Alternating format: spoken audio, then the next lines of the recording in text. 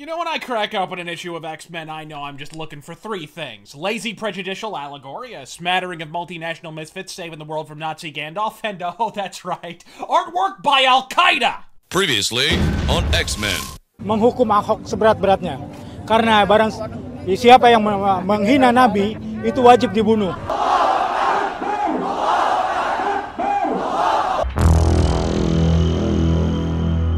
Enter Audience Siaf, who, when he isn't busy being a dog-shit comic book artist who skated on his only marginally above-average gesture work while displaying the unbridled anatomical acumen of a basement-bound beluga from Rule34.net, is busy participating in mass Muslim protests against a Christian governor being prosecuted for fucking blasphemy for daring to suggest Indonesians' strict adherence to the Quran. A text that I would remind you states, and I quote, "Kill non-believers wherever you find them, for non-belief is worse than death," might be part of the reason the country despises their quite Asian, decidedly non-Muslim interim governor. The cheek. But why stop there, ass munch? You're already supporting a moronic fucking cause that sprang up after a biased-ass YouTube channel mistranslated your governor's fucking words to begin with. Why not, for example, wedge ham-fisted political messages into the panels of your subpar art? And when I say ham-fisted, folks, I mean the vodka-swilling, Ukraine-invading, Russian-ass colossus, for no discernible goddamn reason imaginable, is wearing a shirt with a Quran verse on it stating, and I once again fucking quote, "Do not take the Jews and Christians as allies." Gosh, I just wonder how the former head of Marvel, Stanley Lieber, or his erstwhile collaborator Jack Kirby, aka Jacob Kurtzenberg, feel about that one, Habib. Not to mention Marvel's diversity-humping life partner, Disney. In Disney's defense now, just walk the streets of any given Islamic caliphate and drink in all the diversity.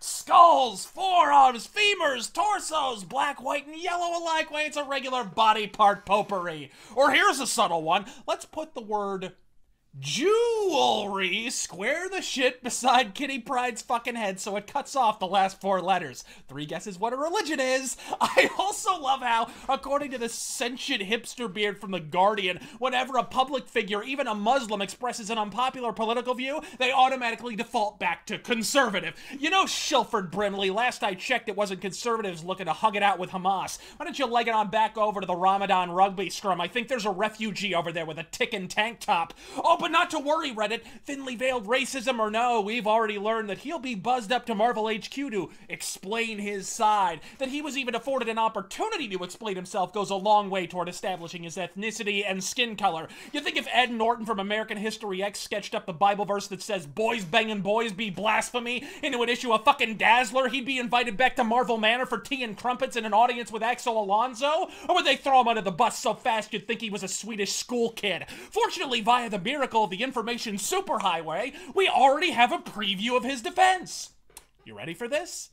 And I quote, "Some of my best friends are Christians and Jews." In Indonesia?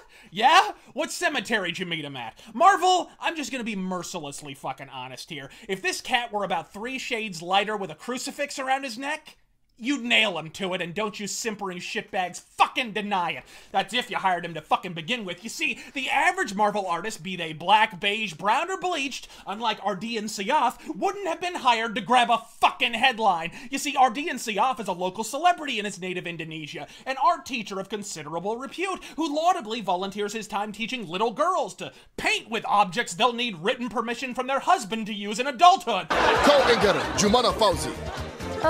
My husband allows me to say only death to America.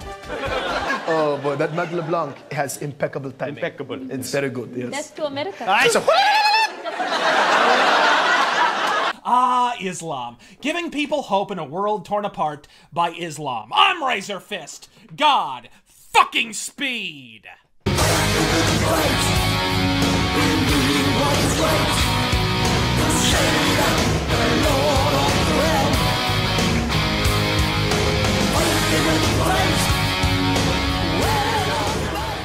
The Death to America views in this editorial are not the views of this station. Oh, goodness. Wait a minute. Yes, they are. Yeah.